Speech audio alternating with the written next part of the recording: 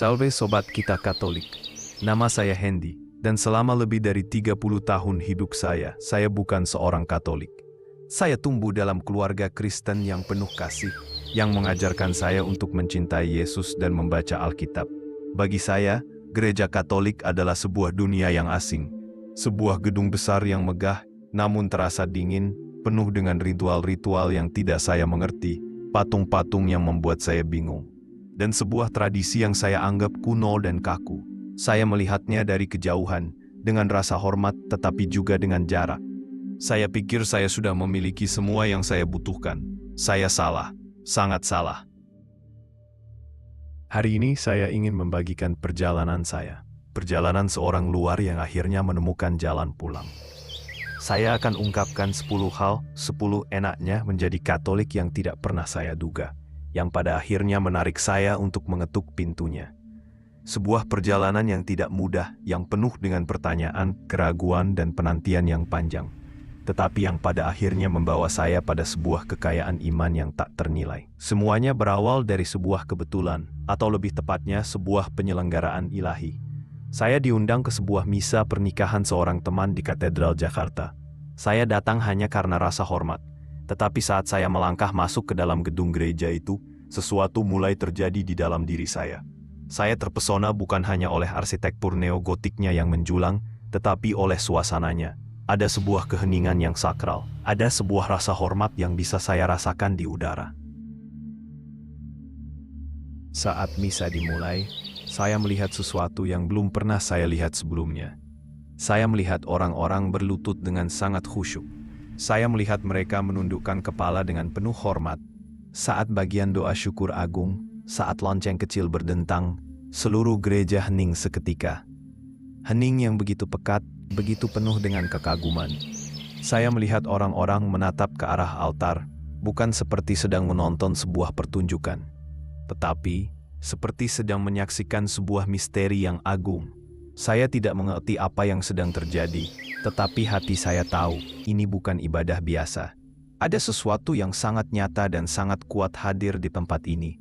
Perasaan itu menghantui saya selama berhari-hari. Rasa penasaran itu memaksa saya untuk mulai mencari tahu. Saya mulai membaca, menonton video, dan disinilah saya menemukan enaknya menjadi Katolik yang pertama. Enaknya nomor 1. Ternyata gereja Katolik memiliki alamat yang jelas dan sejarah yang tak terputus.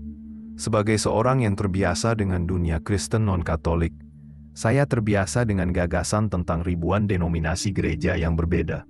Masing-masing didirikan oleh seorang tokoh atau pendeta pada abad-abad yang berbeda. Masing-masing mengklaim menafsirkan Alkitab dengan benar.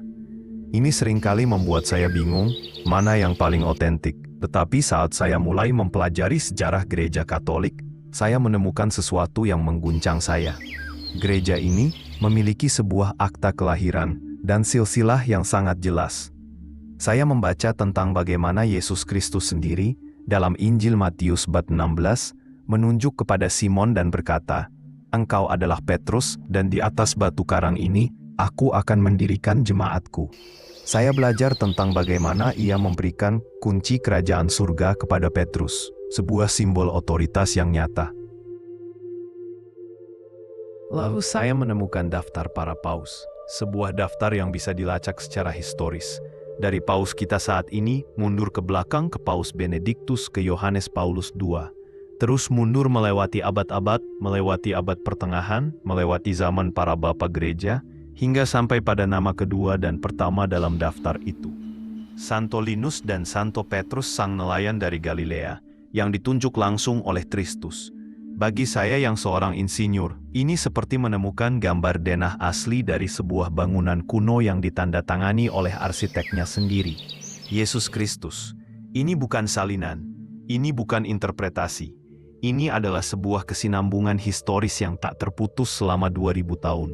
Tiba-tiba, iman bukan lagi sekadar soal perasaan pribadi atau penafsiran pendeta favorit. Iman kini memiliki sebuah pondasi batu karang yang kokoh. Sebuah otoritas yang bisa dilacak asal-usulnya. Ini adalah sebuah kelegaan intelektual yang luar biasa. Penemuan ini membuat saya semakin penasaran. Saya memutuskan untuk datang lagi ke misa hari Minggu, bukan sebagai tamu pernikahan, tetapi sebagai seorang penyelidik yang ingin tahu. Di sanalah saya menemukan enaknya yang kedua. Enaknya nomor 2, ibadahnya bukan pertunjukan untuk manusia, melainkan kurban bagi Allah. Pada misa kedua ini saya mencoba mengamati dengan lebih saksama. Dan saya menyadari perbedaan fundamental dalam cara beribadah. Di banyak ibadah yang pernah saya hadiri, fokusnya adalah pada jemaat. Panggungnya megah, musiknya dirancang untuk membangkitkan emosi, dan khotbah pendeta adalah acara utamanya. Seringkali penuh dengan motivasi, humor, atau cerita-cerita yang menghibur. Tujuannya adalah agar jemaat merasa diberkati atau mendapatkan sesuatu. Tetapi di dalam misa Katolik, saya merasakan sesuatu yang sama sekali berbeda. Fokusnya tidak tertuju pada saya atau pada jemaat lain. Fokusnya 100% tertuju pada altar. Imam seringkali membelakangi kami saat doa syukur agung, tidak sedang mencoba untuk menghibur kami. Ia sedang memimpin kami semua untuk bersama-sama menghadap Tuhan. Doa-doanya bukanlah doa spontan yang lahir dari perasaan sesaat. Itu adalah doa-doa kuno, yang kata-katanya telah didoakan oleh miliaran umat Katolik di seluruh dunia selama berabad-abad. Ada sebuah keindahan dan kehikmatan dalam keseragaman itu. Saya sadar, saya sedang tidak menonton sebuah pertunjukan. Saya sedang diundang untuk berpartisipasi dalam sebuah drama surgawi, sebuah kurban. Kurban Kristus di kayu salib yang dihadirkan kembali secara tidak berdarah di atas altar.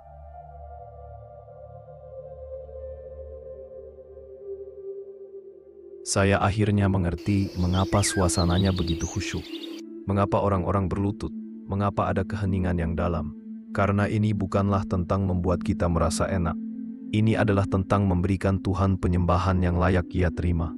Ironisnya, justru dengan melupakan diri sendiri dan memfokuskan seluruh perhatian pada Tuhan inilah, saya merasakan sebuah kedamaian dan kekaguman yang jauh lebih dalam daripada yang pernah saya rasakan dari ibadah manapun yang mencoba untuk menyenangkan saya.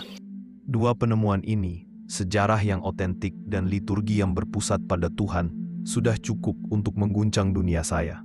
Hati saya mulai tertarik pada sebuah keindahan dan kekudusan yang belum pernah saya kenal. Dan pikiran saya yang selama ini skeptis, kini dipenuhi oleh ribuan pertanyaan baru. Saya tahu, saya tidak bisa berhenti di sini.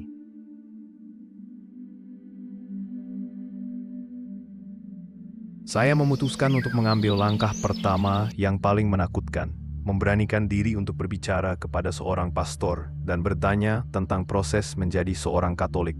Namun, pada saat yang sama, saya juga harus memberanikan diri untuk berbicara kepada orang-orang yang paling saya kasihi, keluarga saya. Dan disinilah saya menemukan kesulitan pertama dari perjalanan ini. Sebuah perjalanan yang ternyata menuntut lebih dari sekadar rasa penasaran intelektual. Keluarga saya adalah keluarga Kristen yang taat dan penuh kasih. Ketika saya dengan gugup menceritakan ketertarikan saya pada gereja Katolik, reaksi mereka bukanlah kemarahan, melainkan kebingungan dan kekhawatiran yang tulus. "Kenapa, Nak?" tanya ibu saya dengan raut wajah cemas. "Apakah gereja kita tidak cukup baik? Apakah kamu tidak bahagia di sini?" Ayah saya, dengan nada yang lebih serius bertanya, "Apa kamu yakin ajaran Katolik itu rumit?" Mereka berdoa kepada Maria. Mereka mengaku dosa pada pastor. Itu tidak al. Saya tidak bisa menjawab semua pertanyaan mereka. Saya sendiri masih dalam proses mencari. Untuk pertama kalinya, saya merasakan sebuah keterasingan. Mereka mencintai saya, tetapi mereka tidak memahami jalan yang sedang saya tempuh. Dan saya sadar, perjalanan iman ini akan menjadi sebuah perjalanan yang harus saya lalui sendirian. Dengan hanya berpegang pada sebuah keyakinan yang baru mulai tumbuh di dalam hati. Dengan sedikit gentar, saya akhirnya memberanikan diri datang ke sebuah gereja paroki dan membuat janji bertemu dengan pastor kepala. Saya membayangkan akan diinterogasi, diuji, atau bahkan dihakimi. Tetapi yang saya temui adalah seorang pastor tua yang bijaksana, dengan mata yang memancarkan kedamaian. Ia tidak langsung menjawab semua pertanyaan saya satu persatu. Sebaliknya, ia tersenyum dan berkata, "Hendy, gereja tidak takut pada pertanyaanmu. Bertanyalah sebanyak-banyaknya, karena iman kita bukanlah iman yang buta." Percakapan awal dengan pastor inilah yang membawa saya pada penemuan ketiga. Enaknya nomor 3, adanya otoritas mengajar yang jelas untuk menjawab pertanyaan-pertanyaan sulit. Di dalam tradisi Kristen saya sebelumnya, jika saya memiliki sebuah pertanyaan teologis yang sulit, misalnya tentang penderitaan, tentang akhir zaman, atau tentang moralitas, saya bisa bertanya kepada 5 pendeta yang berbeda. Dan kemungkinan besar saya akan mendapatkan 5 jawaban yang berbeda pula. Setiap orang memiliki penafsirannya sendiri terhadap Alkitab. Ini seringkali membuat saya semakin bingung. Kebenaran terasa begitu relatif, bergantung pada siapa yang sedang berkhotbah. Tetapi di dalam gereja Katolik, pastor itu menunjukkan kepada saya sesuatu yang luar biasa. Katekismus Gereja Katolik. Sebuah buku tebal yang berisi ringkasan dari semua yang dipercayai oleh gereja selama 2000 tahun. Dengan referensi yang jelas ke Alkitab, para bapak gereja, dan dokumen-dokumen konsili. Saya menemukan bahwa untuk setiap pertanyaan sulit, gereja memiliki sebuah jawaban yang telah dipikirkan, direnungkan, dan diperdebatkan oleh para pemikir terbesar dalam sejarah selama berabad-abad. Ada sebuah otoritas mengajar yang hidup, yang disebut magisterium, yaitu paus bersama para uskup, yang diberi karunia oleh Roh Kudus untuk menjaga agar ajaran iman ini tidak menyimpang. Bagi pikiran saya yang seorang insinyur, ini adalah sebuah kelegaan yang luar biasa. Tentu, masih banyak misteri yang tidak bisa sepenuhnya saya pahami. Tetapi saya tidak lagi merasa seperti sedang berlayar di lautan tanpa kompas. Ada sebuah utara yang jelas. Ada sebuah jangkar yang kokoh. Saya tidak harus menciptakan kebenaran saya sendiri. Tugas saya adalah dengan rendah hati belajar dan memahami kebenaran yang telah diwahyukan dan dijaga oleh gereja. Kepastian intelektual ini adalah sebuah kenikmatan yang sangat menenangkan. Semakin saya belajar, saya pun menemukan kenikmatan yang keempat. Enaknya nomor 4. Imannya ternyata bukan anti-intelektual, justru sangat cerdas dan filosofis. Saya, seperti banyak orang di luar gereja, memiliki sebuah stereotip bahwa iman Katolik itu kolot dan anti-sains. Saya pikir menjadi Katolik berarti harus mematikan akal Hendy dan hanya percaya secara buta. Betapa salahnya saya. Saat saya mulai membaca, saya terperangah. Saya menemukan Santo Agustinus, seorang jenius filsafat yang pergumulan batinnya dalam buku Pengakuan terasa begitu modern dan relevan dengan jiwa saya. Saya menemukan Santo Thomas Aquinas, seorang raksasa intelektual yang dengan brilian mensintesiskan filsafat Aristoteles dengan teologi Kristen dalam karyanya Summa Theologia. Ia menunjukkan bahwa iman dan akal Hendy bukanlah musuh, melainkan dua sayap dari satu burung yang sama, yang membawa kita terbang menuju Tuhan. Saya menemukan para penulis modern seperti G.K. Chesterton yang dengan humor dan logikanya yang tajam membuat saya tertawa sekaligus berpikir mendalam. Saya membaca Paus Santo Yohanes Paulus II dan Paus Benediktus XVI yang tulisan-tulisan teologisnya begitu mendalam dan puitis. Saya sadar bahwa gereja Katolik tidak pernah takut pada pertanyaan. Ia tidak takut pada filsafat.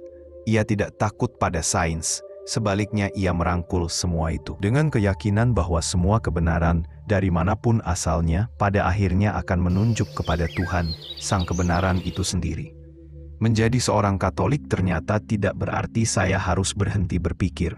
Justru sebaliknya, saya diundang untuk berpikir lebih dalam, lebih jernih, dan lebih luas dari sebelumnya.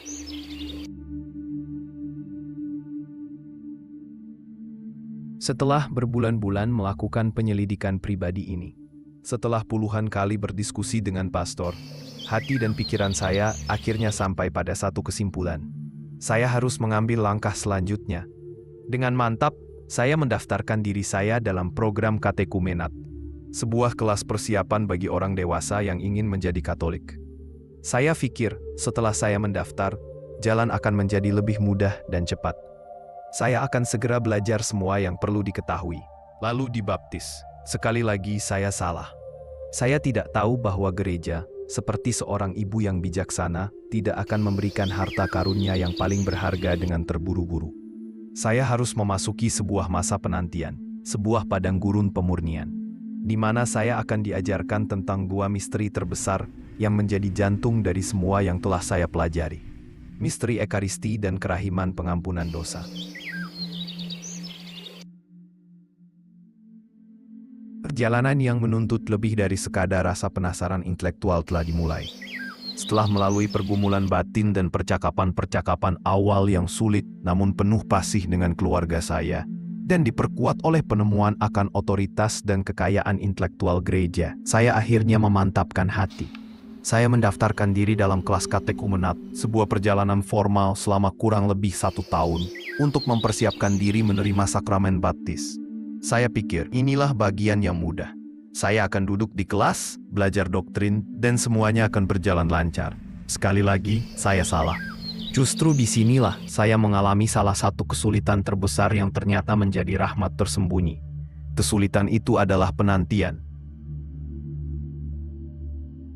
Sebagai seorang katekumen, saya diwajibkan untuk menghadiri misa setiap hari Minggu. Tetapi, ada satu hal yang tidak boleh saya lakukan. Saya belum diizinkan untuk menyambut Komuni Kudus. Setiap minggu, saya duduk di bangku gereja, dan saat tiba waktunya pembagian komuni, saya melihat semua orang di sekitar saya bangkit dan berjalan menuju altar.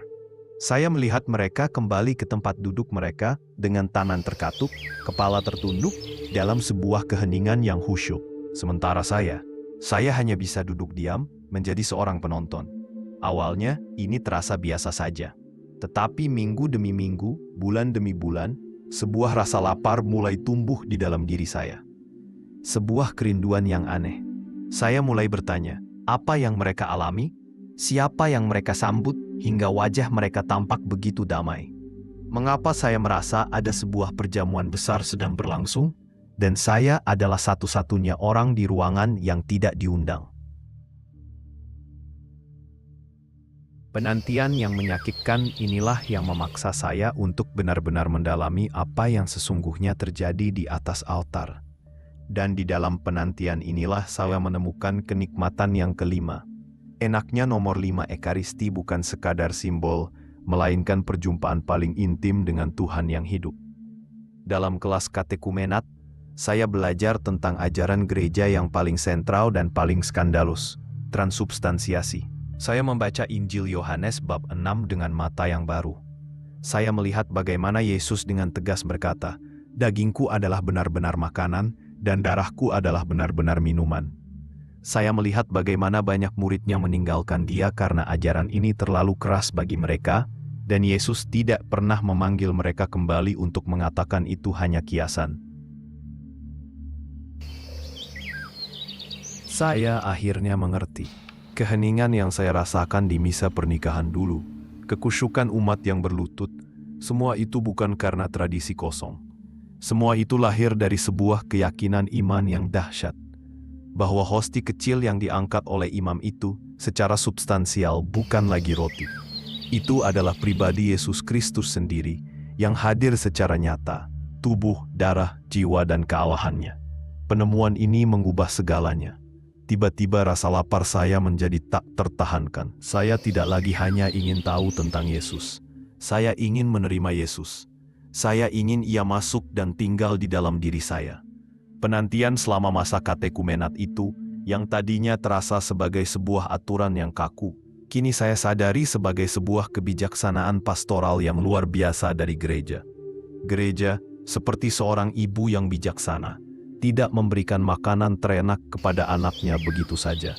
Ia membiarkan sang anak merasakan lapar terlebih dahulu, agar saat makanan itu akhirnya diberikan, sang anak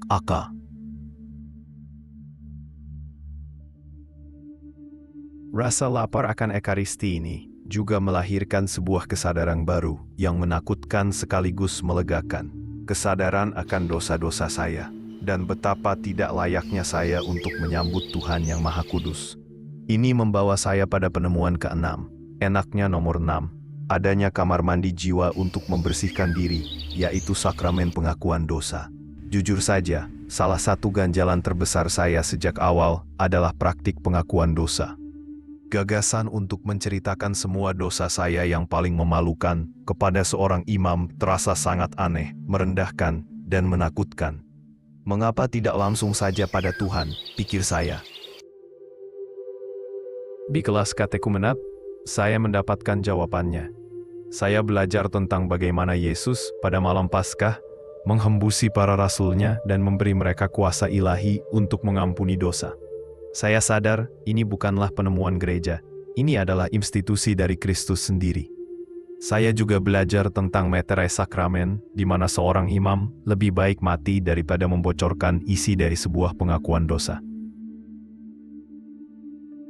Tetapi pemahaman yang paling mengubah saya adalah ketika pembimbing saya menggunakan sebuah analogi. Ia berkata, "Hendy, bayangkan jiwamu adalah sebuah rumah. Setiap kali kamu berbuat dosa, kamu seperti melempar sampah ke dalam rumahmu sendiri.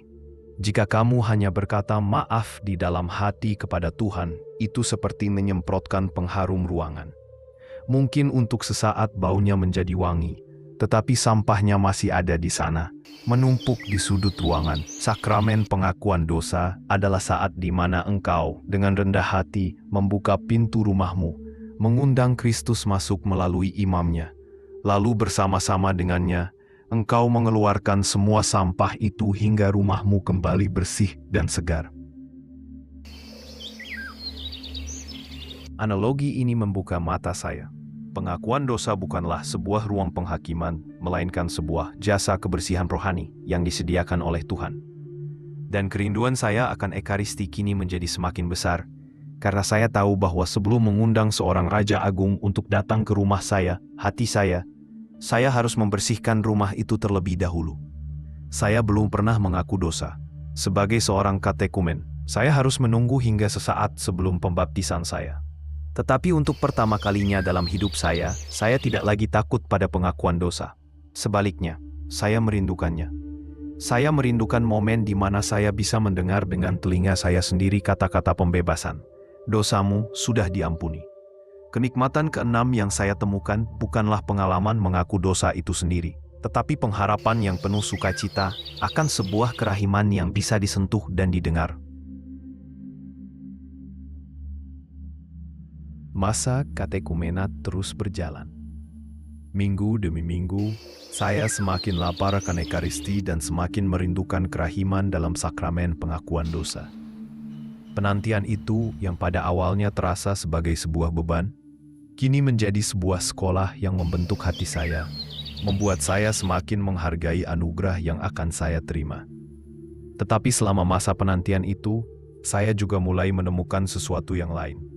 Sesuatu yang tidak tertulis secara eksplisit dalam buku katekismus, tetapi saya rasakan dalam setiap cerita para kudus yang saya baca dan dalam setiap doa yang saya pelajari. Saya mulai merasakan bahwa saya tidak sedang berusaha untuk bergabung dengan sebuah organisasi atau klub eksklusif dengan seperangkat aturan. Saya sedang dalam proses untuk diadopsi ke dalam sebuah keluarga yang sangat besar, yang anggotanya bahkan melampaui mereka yang masih hidup di dunia ini.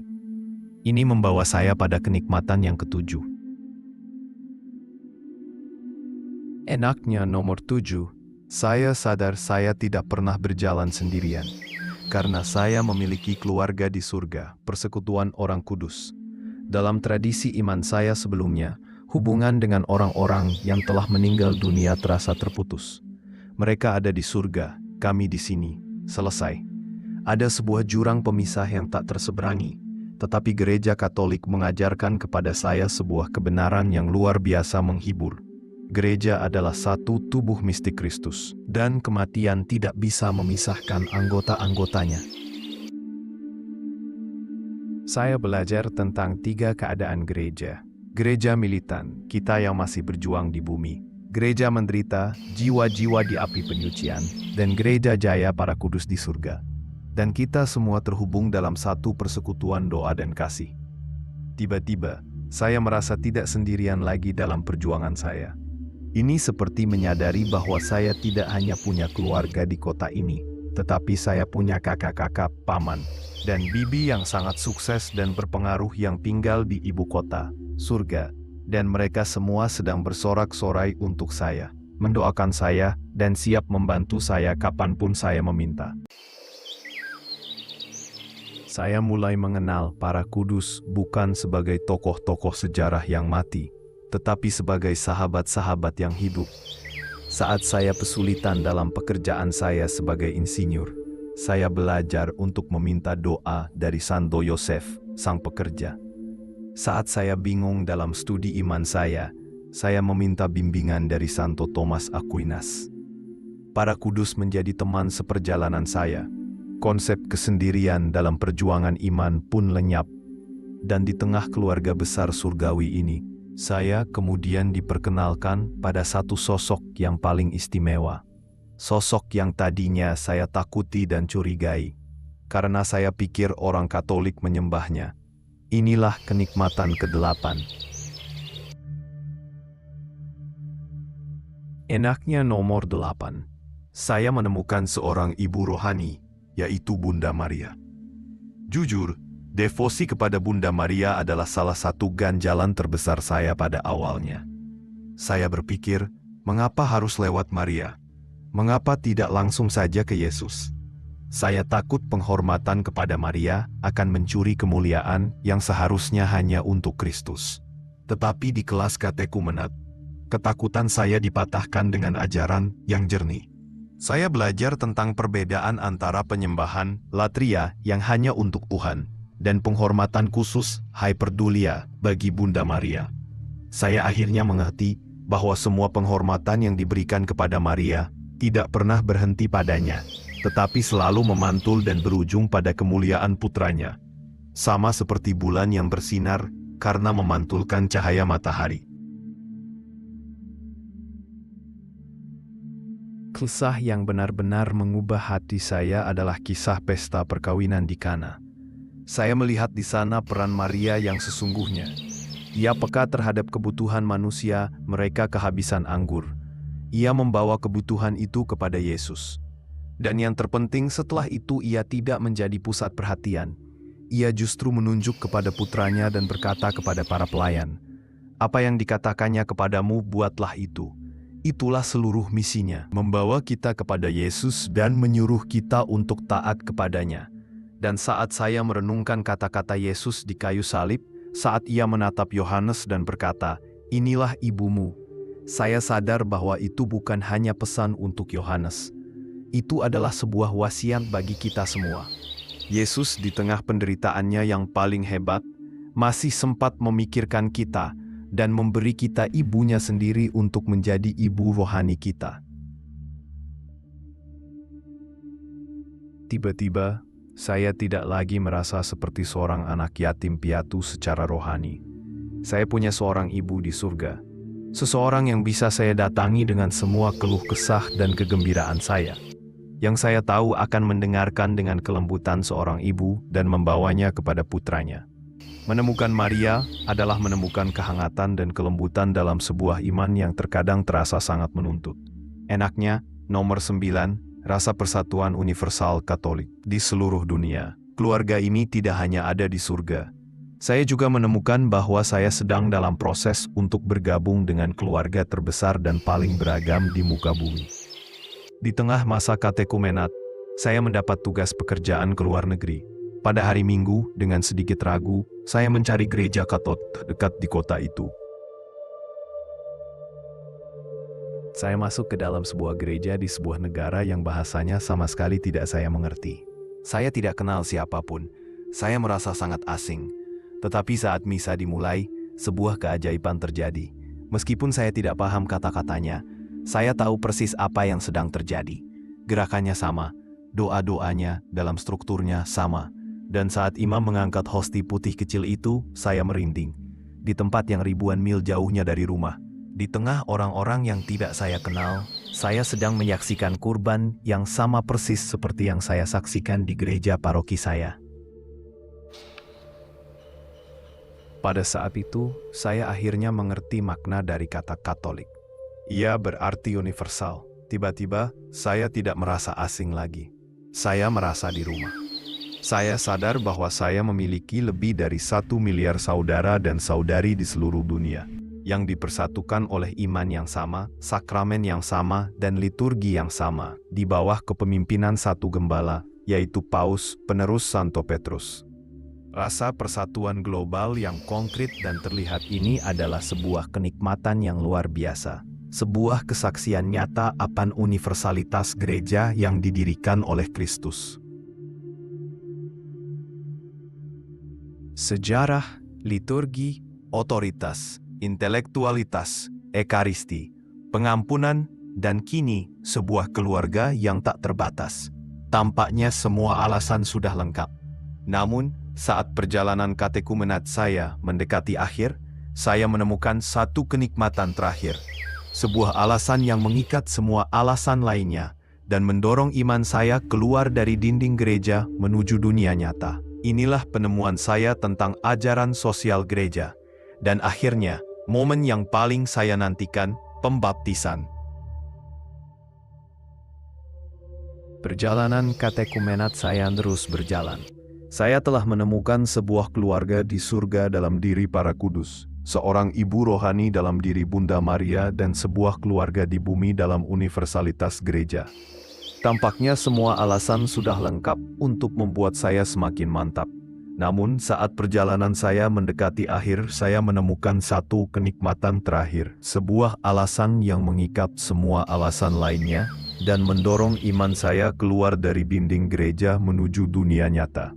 Saya sadar bahwa menjadi seorang Katolik bukanlah sebuah pelarian dari dunia. Sebaliknya, menjadi seorang Katolik adalah sebuah panggilan untuk menguduskan dunia. Ini membawa saya pada penemuan saya yang ke-10. Enaknya nomor 10, iman Katolik memberikan kompas moral yang jelas untuk terjun ke dalam dunia. Ajaran sosial gereja. Sebelumnya, saya berpikir bahwa agama adalah urusan pribadi, urusan vertikal antara saya dan Tuhan. Tentang bagaimana saya berdoa, bagaimana saya diselamatkan. Tetapi gereja Katolik mengajarkan kepada saya sesuatu yang lebih luas. Ia mengajarkan tentang ajaran sosial gereja. Saya menemukan bahwa gereja memiliki sebuah harta karun, pemikiran yang sangat kaya dan mendalam tentang bagaimana iman kita seharusnya diterapkan dalam isu-isu sosial, politik, dan ekonomi. Saya belajar tentang prinsip martabat pribadi manusia, yang mengajarkan bahwa setiap orang dari saat pembuahan hingga kematian alaminya memiliki nilai yang tak terhingga karena ia diciptakan menurut gambar dan rupa Allah.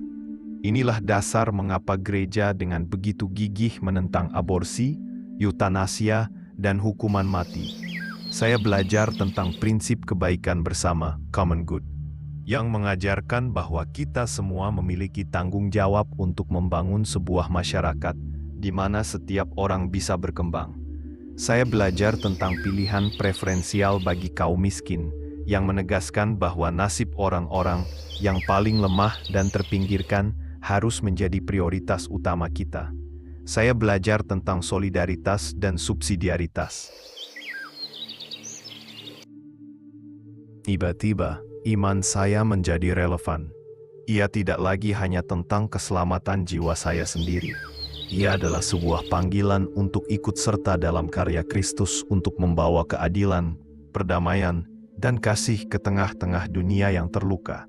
Menjadi Katolik ternyata berarti menjadi agen perubahan sosial yang didasari oleh Injil. Ini adalah sebuah visi yang sangat menantang dan sangat memuaskan.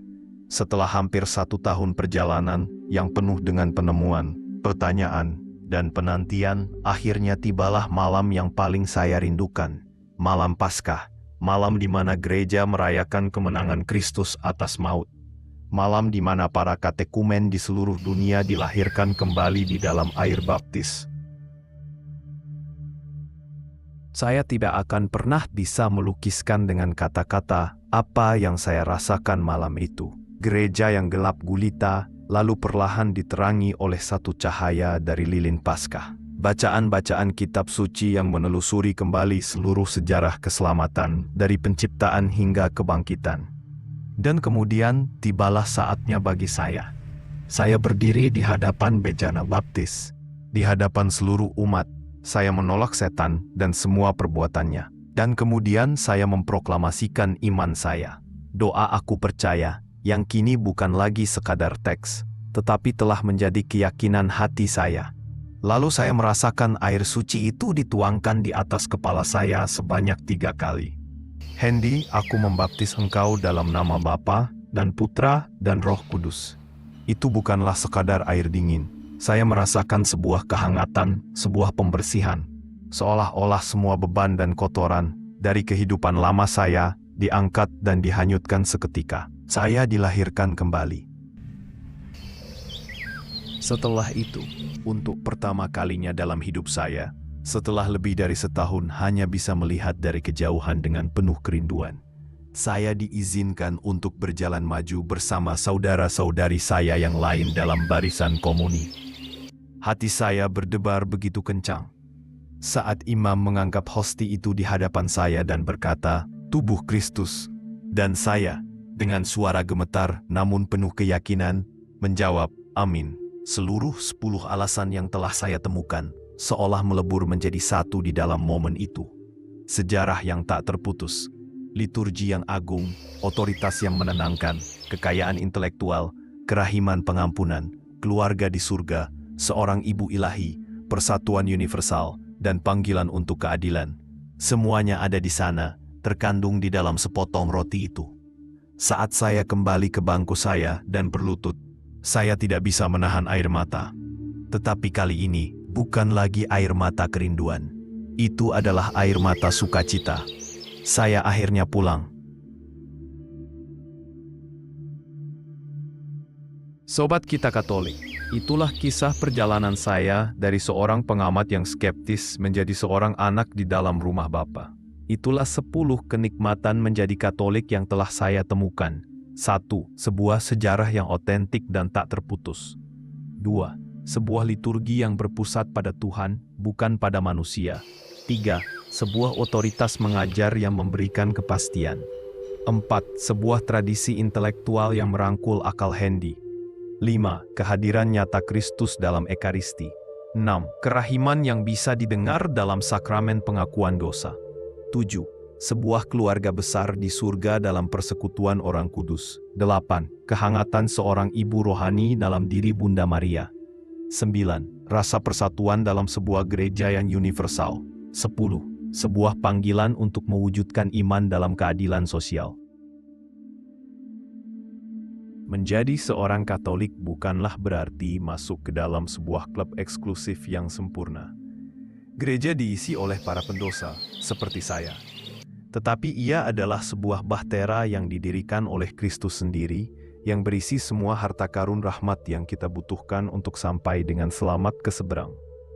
Perjalanannya mungkin tidak selalu mudah, tetapi saya bersaksi, ini adalah perjalanan yang paling indah dan paling memuaskan. Bagi Anda yang mungkin sedang dalam perjalanan mencari seperti saya dulu, jangan takut untuk bertanya. Bagi Anda yang sudah Katolik seumur hidup, semoga kisah ini mengingatkan Anda kembali betapa enaknya dan betapa kayanya iman yang telah Anda warisi. Dari 10 kenikmatan ini, manakah yang paling Anda syukuri sebagai seorang Katolik? Dan apa alasan pribadi Anda untuk tetap tinggal dan mencintai gereja ini? Bagikan kesaksian Anda di kolom komentar. Jangan lupa like, share, dan subscribe channel Kita Katolik. Sampai jumpa di video berikutnya. Selamat datang di rumah.